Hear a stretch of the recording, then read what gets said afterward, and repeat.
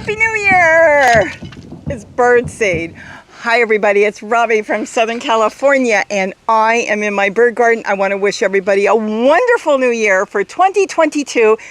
Let's hope for the best year ever. So let's do this a little differently today because I'm really not doing anything too new. This is the bird garden. And the bird garden is where I feed the birds. As far as seeds, I buy a really good parakeet mix. I buy a medium sunflower, gray sunflower, and I buy these basically from the pet store. So these are pet quality, which means they're really good. And then I buy peanuts, which are roasted peanuts, dry roasted peanuts, no salt. You can get those in the jar, and that's human consumption. I shouldn't have done that. But anyways, that's what I buy for the birds here, and they love it. I've tried finch mix, I've tried lettuce seeds from the feed store. I don't really eat it, but you know, if you want to try different seeds, because you may have different birds than what we've got, and we've got now 60 species of small birds, which is absolutely amazing that this area here, our gardens have turned this into a bird sanctuary. So I'm quite excited. So what I'm going to do in the bird garden this year is I'm going to concentrate more on food for us, flowers for hummingbirds and other birds and butterflies and bees of all kinds and other insects. And then I'm going to let a lot of it go to seed. Yeah, I tried a microphone, so there's no popping of peas, I hope. And this one will be, well, like I said, all our gardens are food. They're going to have food, and they're going to have food for us. As you can see all around me, I've got garlic chives, I've got all kinds of different kale, tree and collard. I've got tree collards, green and purple, and dinosaur kale and dazzling blue kale, and I've got lemon verbena to make our tea in, which Gary makes every single night. So that's not going to change. But what might change in this garden is a few things. I want it to look nice. I want to bring in more hummingbirds into the garden by adding in more flowers, which I'm starting to now. Even rose bushes. This is an old rose bush. It's thornless, completely thornless. I got it at the 99-cent store once, and I want to do a lot of cuttings off of this one. The idea that there's absolutely zero thorns is amazing, and it's a beautiful flower. So I want to go more into that. I may still plant geraniums, even though geraniums don't have a lot of nectar. There's really no nectar in geraniums. But even geraniums that are back here, these pretty pink flowers, what they end up getting is there is some pollen they can get, as well as insects go in there. And as insects are going in there, your hummingbirds eat insects. So that is what I'm going to do in the bird garden. Clean it up, get it more organized, and leave some of it to go to seed for the goldfinches, because the goldfinches really enjoy coming into the garden and feeding. You know, about 10 years ago, it was like a treat to see a lesser goldfinch. That's the ones we have here in Southern California. And now we've got probably as many goldfinches as we do hummingbirds. So it has just been fabulous, the birds that we have brought in. Like I said, if you want to see the video, I made a video on the 50 species, but we've got at least 10 more now that come in here. Some live all year long, some come in to nest, some come through here just migrating as they're going up north, but they know they've got food, water, and shelter to stop here, hang out for a while, and then go on their merry way. So you'll see this evolve. This is going to have, of course, my solar fountains and water for the birds, so that will be going on here. The front yard is going to be food for us. I mean, you'll see squash growing. I'm going to have a little bit of an issue because, as you probably can't see behind you, the pine trees have gotten quite big and they are starting to change the microclimate in the front yard.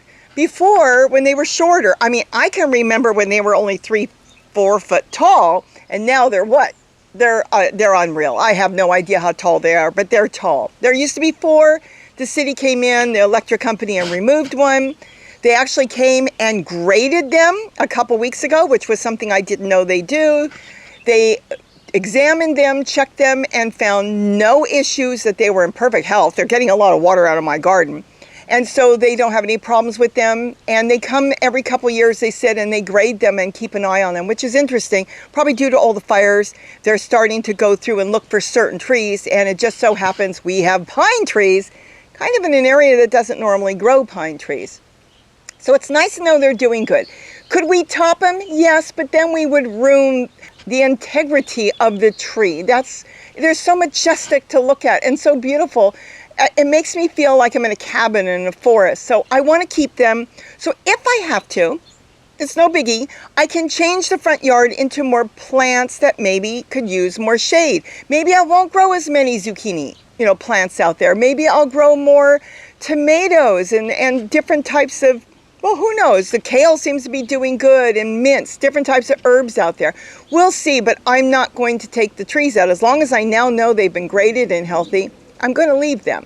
So the front yard, we'll see as it goes. We'll see when spring comes what I want to plant. Of course, Gary's got his beautiful puzzle he made out of cement. He put all that together for me, and he made that for me, and I'm going to have definitely things growing in there. So I'm going to kind of go through those totes in there and take some of the soil, because once you fill up your pots, be it a bucket, a tote, a raised bed, you've created soil. You don't want to throw that away. That is your matter. If you did it like me, that is the matter that you put in there. You know what's in there. All the leaves and branches and stuff from your garden, including paper and stuff. It's all broke down by the microbes. It is the most fabulous, beautiful soil. So you use that. So you can fill other flower pots with that. You've got microbes in there, and the odds are you've got even earthworms. Even if you can't find them, they move around. There's earthworm eggs in there. There's going to be tiny ones. They're in there. So I'm going to go through and refurbish some of those. In other words, pull some of it out. Maybe put it in other pots to grow walking onions or regular onions or carrots or different things, whatever I want to grow, or flowers. Add in more leaves from the garden. And then I can top it with the soil I pulled out from the bottom. So it's a win-win. Or I could get some potting soil and put that on the top. So here, that's basically it for now. Let's move over to the rainbow garden and see what's going on there.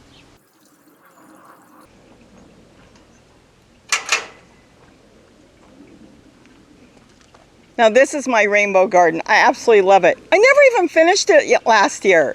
Had the whole wall here. I was going to set up some special totes to give myself plant food all year, but we're going to get to that this year. Got to finish the buckets. All in all, most of it was set up, and we produced a ton of food. The main thing is it was productive. It's my garden, and I can take as long as I want.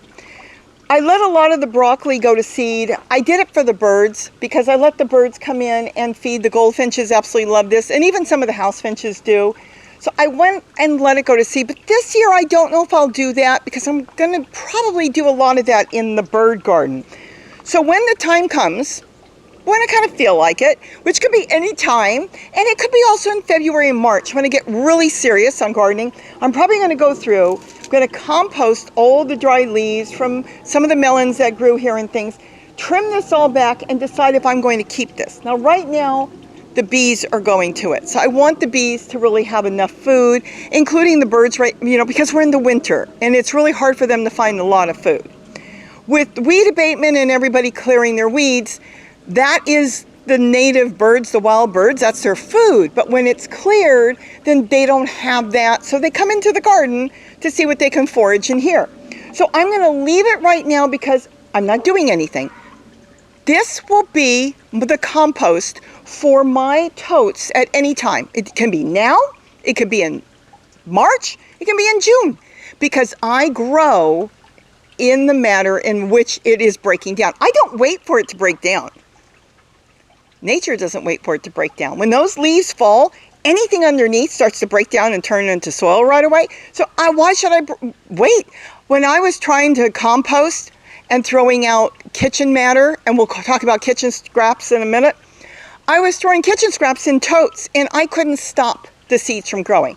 I had papayas growing. I had squash growing. Everything was growing in the rotting food. There could be even some blowflies in there or maggots in there, which are breaking down the food. It's outside. It's not bothering me. You got the birds going in there. I've seen hummingbirds dive into totes to get little insects out of there. But what was happening?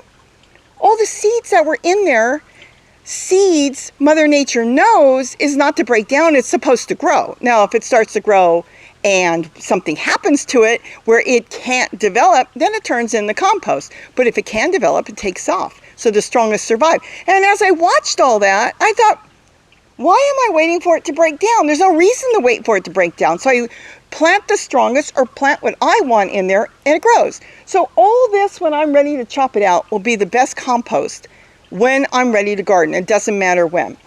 The pepinos, still an unusual plant. I don't use a lot of it, and I'm going to have to really use it because I grow so much of it now. They are a perennial, so I'm going to leave them. They'll grow for years, and I don't have to do anything. Even the kale that I've got growing in here, this is just cuttings from dinosaur kale. I don't have to do anything. Maybe throw some more leaves in there. The leaves on the top will create the leaves underneath to break down. Remember, it's just that little thin layer that's not going to break down. Anything that's covered, put your hand over it, is going to break down. So I probably will add in some leaves as I'm working through here. The celery, I'll decide if I like the celery, I'll keep it. Everything else, I'll kind of go through and start planting new stuff. And you've seen my pizza garden. Looks a little sad because we have gotten down into the 30s at night, and a lot of these plants don't like it that cold. I don't like it that cold. So they've kind of died back. They may come back from the base, and if they don't, I will get more plants growing. This has been one of my favorite gardens. It makes me smile. I love color, but if you don't like color, do it in whatever color you want. Wait and see what I've got going this spring, and I think you'll look at totes a little differently. But this has been one of my favorite, most productive gardens, and it's so tiny, and I can grow so much food. And if you think about what you're going to grow, then you can grow exactly what you need and more, and you won't need a big space. So yes, I love this place. I can work on crafts at the table. I can watch the birds come in because I still have a solar fountain, and I've got some bird feeders back there. So I really, really like this garden. I'm not tearing it apart. I'm just going to add to it. And we'll get this going very soon, and you'll watch it. Now let's look at the driveway for a minute.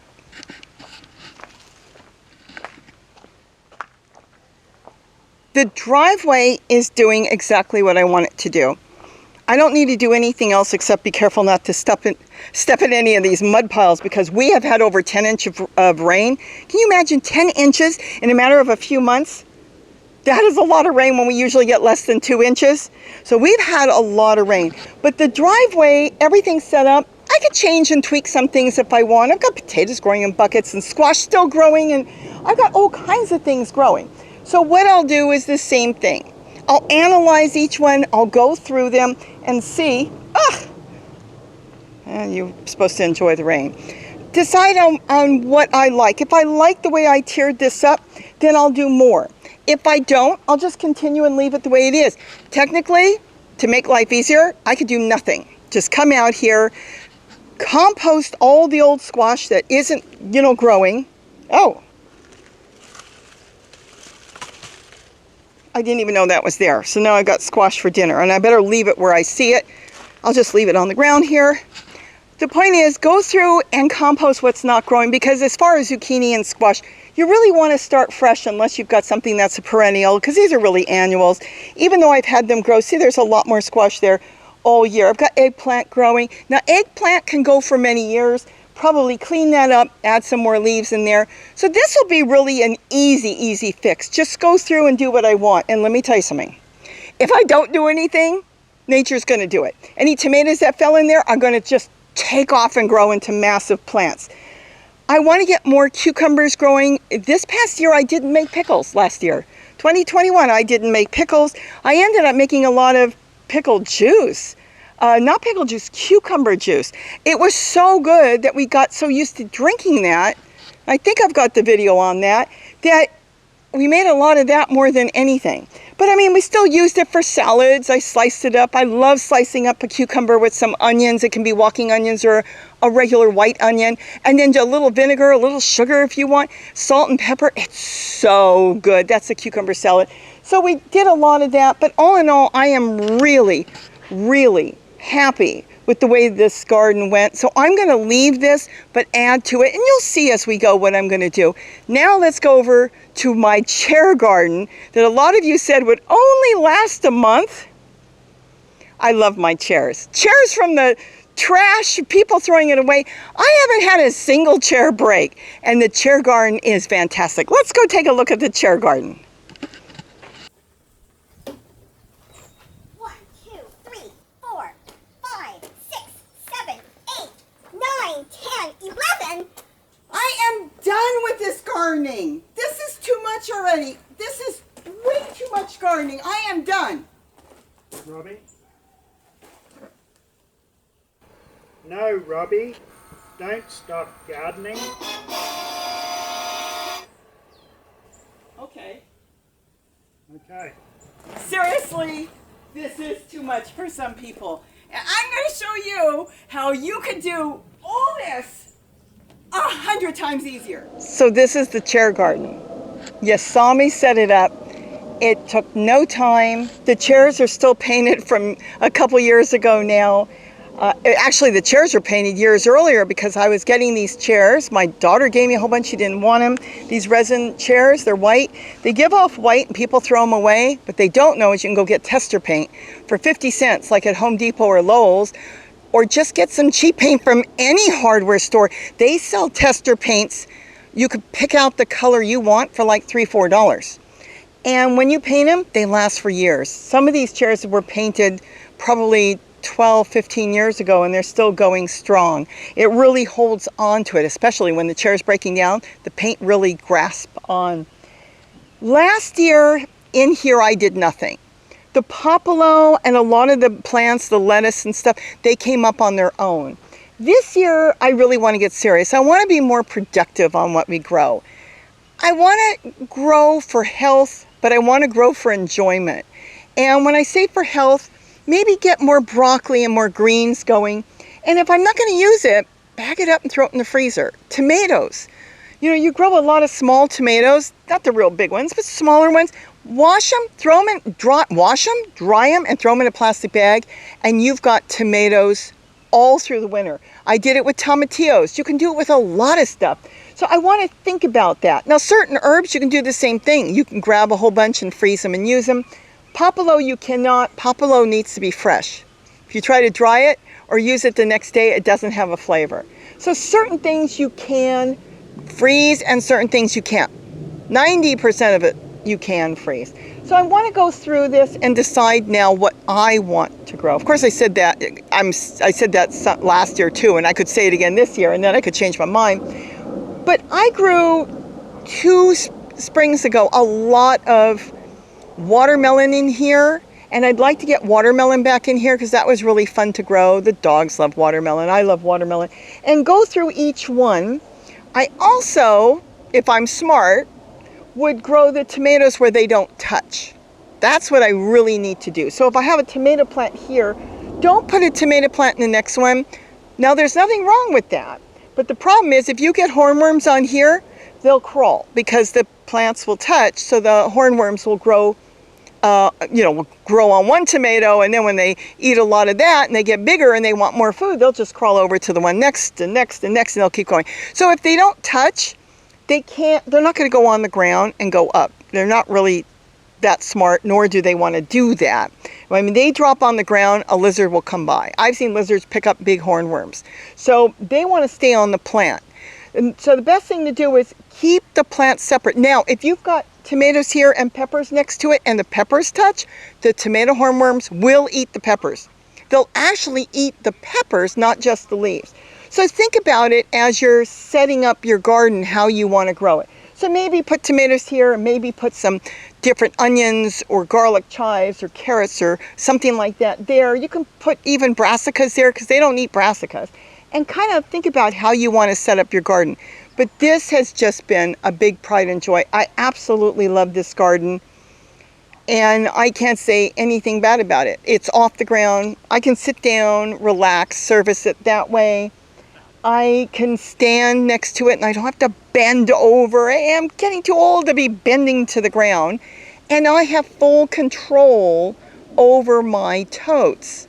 Full control. So I can set up one and not set up the others until I'm ready to set them up. If you had a great big raised bed, you've got to set the whole thing up. Even if you're only going to plant in a little section, you've got to get the whole thing set up with soil. So the water, once you water it, will water the whole thing. You can't water part because it will just go over to the other side if you didn't set it up. But with totes or buckets even, you have control. And I think that's really important. I want to have control over my garden. I want to know what I want to plant, where I want to plant it, and when I want to plant it. So that's why I'm crazy about these 18-gallon totes. $5. How long do they last for? I've got some that are now about 6 years old. Now keep in mind, even raised beds don't last forever. If you get metal ones, they do rot out.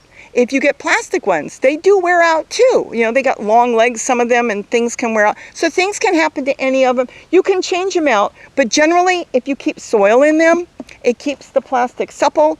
And that's the main thing. If you leave them out in the sun, and I've done that, empty in the sun, they're going to dry out like your skin would. You put a little oil on it, you put something on it, you wash your face, you're adding moisture back in. Well, you're always adding moisture into your totes or your buckets when they're plastic like this. So this keeps the plastic soft. And that's the whole idea. If it's soft, they won't crack. And if they crack a little bit, you can still grow in them until they literally fall apart. As far as the plastic does not break down. It would be about 150 plus degrees, and if we're getting to 150 plus degrees for them to start breaking down to get into your plants, we got bigger problems than worrying about a tote breaking down. So look that up. You can Google that, check it out. It is perfectly fine to grow in plastic. In fact, I've had a few science people say that the plastic molecules that do break down in the heat are actually too big, they said, to go through into the plant for the part you're going to eat. How true is that? I don't know. I can't tell you that. But I do know that it's safe. I do know that it's certified organic, and that organic gardeners use plastic for everything. Their trees, their plants, to pack up their food, that's all considered organic. That's good enough for me. Hey, life's not perfect, but when you're doing it and you're happy, you can make life perfect. Don't worry about the little things. Some of these places we live in, we got to worry about our own air and our water and other stuff. And soil. A lot of you have said you've got lead in your soil.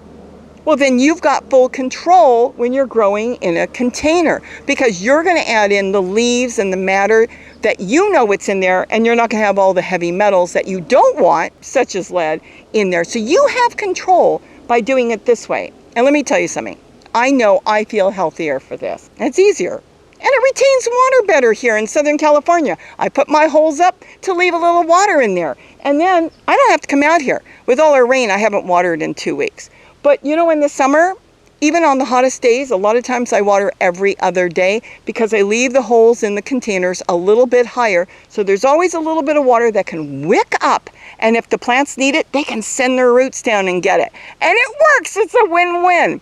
Let's go see maybe what's going on in Gary's garden. If you hear any banging or anything, what it is, oh, this is muddy. Looky, looky, I found Gary.